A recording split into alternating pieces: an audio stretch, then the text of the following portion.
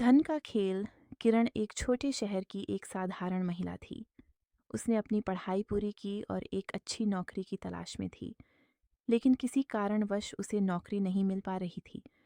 उसकी स्थिति आर्थिक रूप से भी बहुत मजबूत नहीं थी और वह अपनी माँ और छोटे भाई के साथ एक छोटे से घर में रहती थी।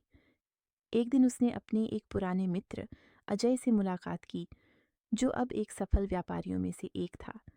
अजय ने उसे बताया कि वह एक नया निवेश कार्यक्रम शुरू कर रहा है और इस बार उसने अपने निवेशकों के लिए एक अनोखा अवसर पेश किया है।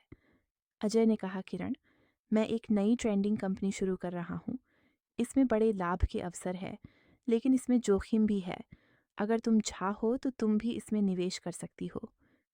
किरण को अजय की बातों पर विश्वास हो गया, लेकिन उसके पास पर्याप्त धन नहीं था। उसने अपनी माँ और भाई से पैसे उधार लेकर अजय के कार्यक्रम में निवेश किया। शुरू में सब कुछ ठीक लग रहा था। वह हर दिन निवेश की स्थिति की निगरानी करती और उम्मीद करती कि जल्द ही उसे बड़ा लाभ होगा। समय बीतने के साथ साथ ए की कंपनी ने तेजी से विकास किया और निवेशकों को अच्छे लाभ देने लगी। किरण भी खुश थी कि उसने सही निर्णय लिया है, लेकिन कुछ समय बाद अजय के व्यवहार में एक अजीब बदलाव आया। वह निवेशकों से मिलना बंद कर दिया और कंपनी के दस्तावेजों में गड़बड़ी करने लगा। किरण ने अजय से संपर्क करने की कोशिश की, लेकिन वह हर बार बहाने बनाने लगा। एक दिन किरण ने सुना कि अजय की कंपनी ने धोखाधड़ी की और कई निवेशकों के पैसे गायब हो गए। वह समझ गए कि उसका पैसा भी अब खतरे में है।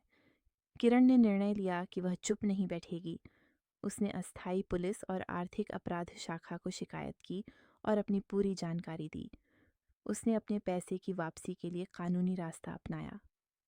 इस प्रक्रिया में उसने अन्य प्रभावित निवेशकों के साथ मिलकर एक मजबूत केस तैयार किया।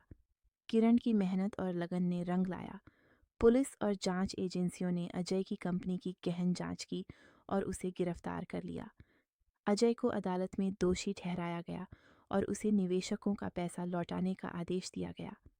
इस कठिन समय में किरण ने न केवल अपनी पूंजी वापस पाई, बल्कि उसने अपनी माँ और भाई के लिए भी एक नई राह तैयार की। उसने समझाया कि किसी भी अवसर में जोखिम होता है और जोखिम को सही तरीके से समझकर ही निर्णय लेना चाहिए।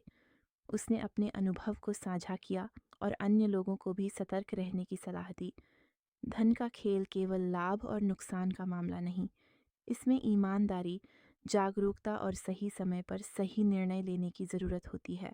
दोस्तों, अगर आपको शिक्षाप्रद कहानियाँ पढ़ना या सुनना पसंद है, तो हमारे BAPU RM हिंदी सुविचार चैनल को सब्सक्राइब करके हमें सपोर्ट करें। धन्यवाद।